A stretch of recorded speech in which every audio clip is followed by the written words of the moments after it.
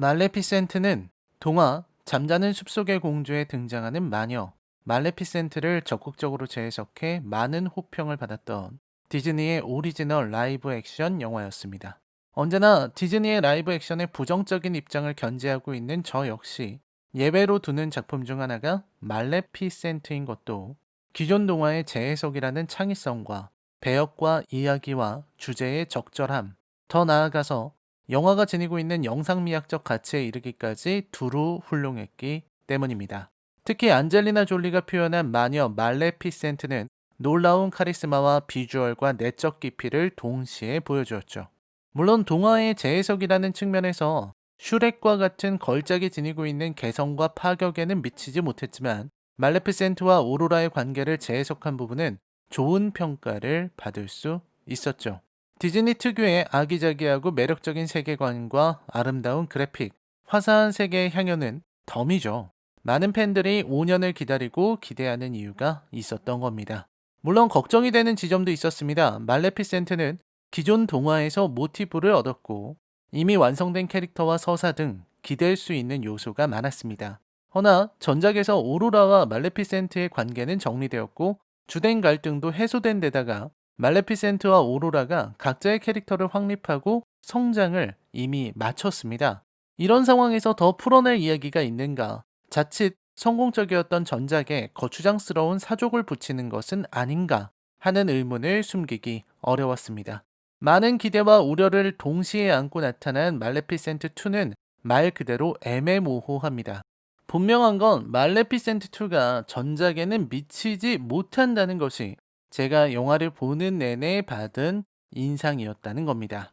그렇다고 시간이 아까울 정도의 졸작이거나 실망스러운 작품이냐고 묻는다면 그건 절대 아니죠. 디즈니의 무서운 점은 망쳐도 어느 정도는 한다는 겁니다. 이번 작품도 마찬가지입니다. 고개를 갸웃할 요소가 제법 많기는 해도 형편없는 영화는 아니에요. 충분히 가족과 함께 볼 수 있는 영화입니다. 숲의 요정들은 여전히 귀엽고 사랑스러우며 다루고 있는 주제도 꽤 교훈적이죠. 엘르 페닝, 안젤리나 졸리, 미셸 파이퍼 이 세 여성의 강렬한 매력이 빛나는 영화 모두가 기다렸던 또 하나의 디즈니 매직 말레피센트 2 리뷰입니다. 여러분 이제부터는 치명적인 스포일러가 포함되어 있습니다. 감상에 주의하시길 바랍니다. 그럼 시작하죠. 명불허전 안젤리나 졸리를 보고 있자면 떠오르는 고사성어입니다. 보는 내내 괜히 졸리가 아니라는 생각이 뇌리에서 떠나지 않더군요. 그리고 이는 미셸 파이퍼도 마찬가지입니다. 작품의 성격상 주인공인 말레피센트가 스포트라이트를 받을 수밖에 없고 연출과 캐릭터 서사에 있어서 말레피센트는 강력한 카리스마가 이미 보장되어 있는 배역입니다. 그렇기 때문에 미셸 파이퍼가 연기한 왕비 잉그리스에 더 눈길이 가는 것입니다. 미셸 파이퍼는 잉그리스라는 전통적인 악역 왕비 캐릭터를 맡아 말레피센트와 대결을 펼칩니다. 말레피센트의 신비하고 강력한 카리스마와 잉그리스의 교활하고 농염한 카리스마가 부딪힐 때 스크린에서는 상상한 것 이상의 긴장감이 뿜어져 나옵니다. 이는 전통적인 주인공과 그 상대자의 이미지를 넘어서는 안티 히어로와 전형적 악의 대립이면서 세부적으로는 서로 다른 스타일의 여성 권력자들의 대립이기에 더욱 매력적으로 다가옵니다. 만약 이 대립을 숲의 남자 용사와 악한 왕비의 대립 또는 멋진 왕자와 숲의 마녀의 대립으로 치환해서 그렸다면 전혀 결이 다른 장면이 연출되었을 것입니다. 적어도 지금과 같은 매력과 묘한 분위기, 팽팽한 긴장은 사라지고 전통적인 영웅서사만이 남았겠죠. 말레피센트와 잉그리스의 대립이 숨막히는 긴장을 폭발시키는 동안 소외되는 캐릭터가 바로 오로라입니다. 이 영화는 마치 오로라를 미워하기라도 하듯 오로라의 이야기를 배제하고 있습니다. 만약 이 영화가 잉그리스, 말레피센트, 오로라의 갈등을 보다 치밀하고 균등하게 그려냈다면 훨씬 더 좋은 작품이 될 수 있었을 것입니다. 아쉽게도 실패했죠. 이야기를 짚어보면 말레피센트2의 갈등 구조와 해소의 과정이 놀랄 정도로 단순하다는 걸 알 수 있습니다. 무어스의 여왕이 된 오로라가 필립 왕자의 청혼을 받아 결혼을 위해 왕국으로 향한다는 것이 이 영화의 시작이죠. 그 이면에는 두 개의 복선을 깔아두었습니다. 숲의 왕국 무어스를 침범한 인간들을 공격하는 수수께끼에 뿔 달린 존재, 인간들이 관심을 두었던 무덤꽃, 그리고 요즘 실종되고 있다는 요정들의 문제죠. 오로라는 자신의 데모이자 수호 요정인 말레피센트를 결혼식에 초대하려 합니다. 오로라는 필립과의 결혼으로 두 왕국, 인간과 요정 사이의 평화와 공존의 시대를 열겠다는 포부를 보이는 것이죠. 오로라를 사랑하는 필립 왕자, 무어스와의 평화와 공존의 시대를 바라는 국왕과는 달리 잉그리스 왕비는 다른 의도를 지니고 있었습니다. 그리고 사랑하는 딸의 결혼식 소식에 웃는 법을 연습하던 말레피센트는 왕궁에서 펼쳐진 저녁 만찬에 초대되어 왕비가 파놓은 덫에 당하고 말죠. 잉그리스는 원래부터 요정들에 대한 증오를 지니고 있었습니다. 어린 시절 무어스의 사신으로 가서 목숨을 잃은 오빠의 일로 복수심도 품고 있고요. 말레피센트를 함정에 빠뜨리는 과정에서 잉그리스는 왕의 등 뒤를 찔렀고 그 무기가 오로라를 잠들게 했던 무기와 같다는 것이 드러나고 쇠구슬에 깊은 상처를 입은 말레피센트는 오프닝에 등장한 수수께끼의 뿔 달린 존재의 도움으로 목숨을 건지고 동족을 만나게 됩니다.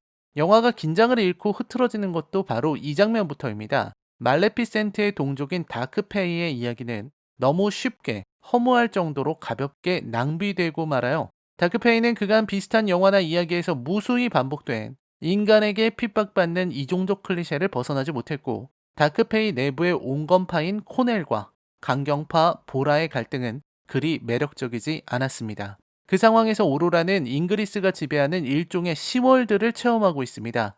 판타지판 고부 갈등의 시작이죠.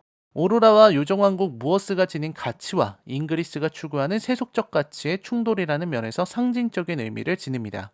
요정이 만든 드레스를 입은 오로라는 무척 자연스럽고 아름답지만 잉그리스 왕비가 강제로 입힌 드레스는 오로라를 어색하고 답답하게 보이도록 만듭니다. 이러한 갈등과 대립의 하이라이트는 오로라의 결혼식에 하객으로 초대된 요정들이 학살을 당하는 장면에서 극대화합니다. 마치 왕자의 게임에서 등장한 피의 결혼식을 보는 것 같은 비참한 장면이고 그 장면을 더욱 비극적으로 연출하기 위해 파이프 오르간을 연주하지만 왕자의 게임에 나오는 카스타미르에 비해 비할 수는 없습니다.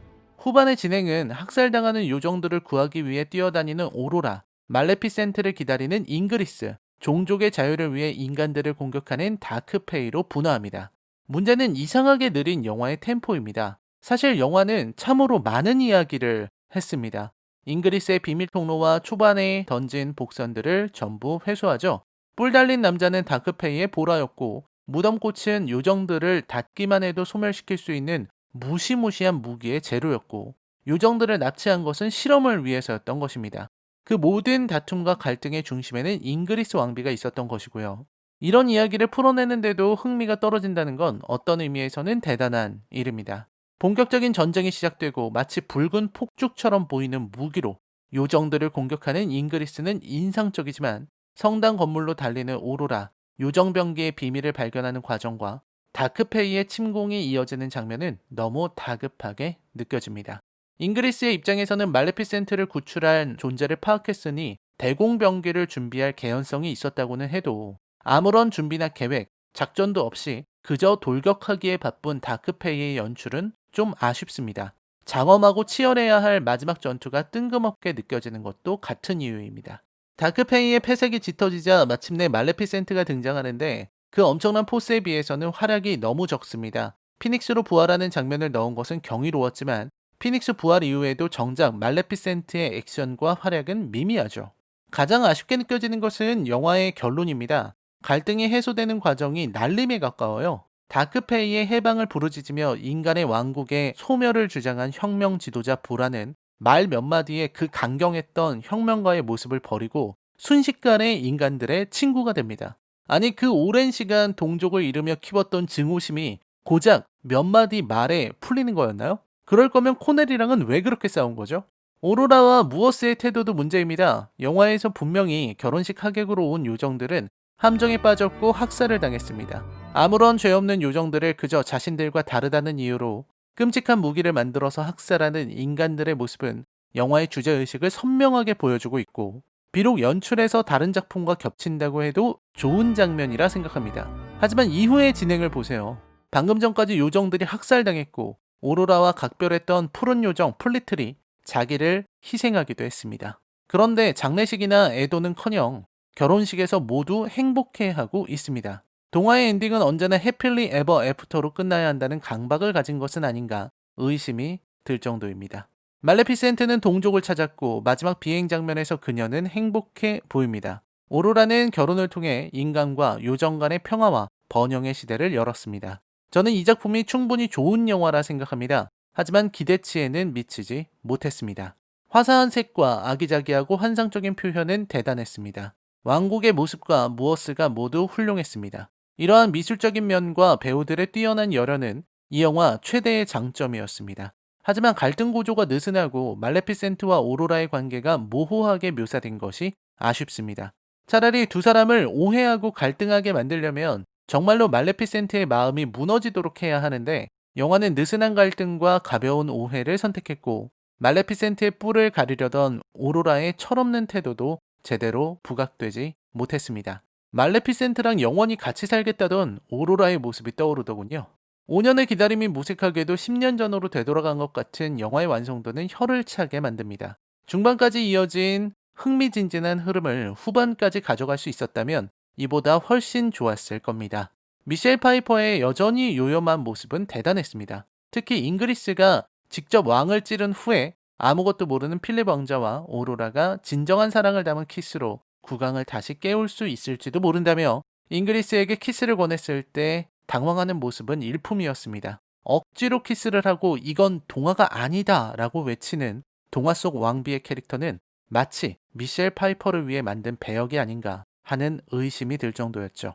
결국 이 영화의 대립은 동화를 거부한 잉그리스와 동화를 긍정한 말레피센트의 대결이었죠.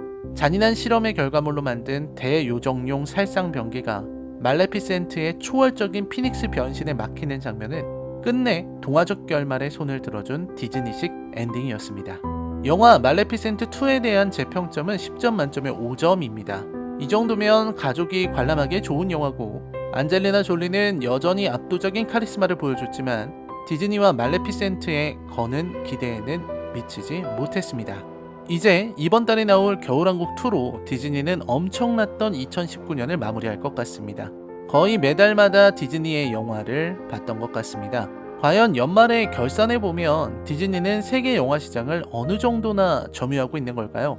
공룡기업, 아니 세계 영화 시장을 뒤흔드는 절대자의 위험에 절로 고개가 숙여질 정도입니다. 주연 배우들을 전부 여성으로 구성한 것은 디즈니가 읽고 있는 시대의 흐름입니다. 이번 작품에서는 그 선택이 적절했다고 생각합니다. 하지만 과도한 PC로 논란에 선 디즈니가 앞으로도 작품성과 정치적 태도 사이의 줄다리기를 계속 이겨나갈 수 있을까요? 라인의 컬처 쇼크 영화 리뷰는 계속됩니다. 시청해주셔서 감사합니다. 저는 다음 영상에서 찾아뵙겠습니다. 안녕히 계십시오.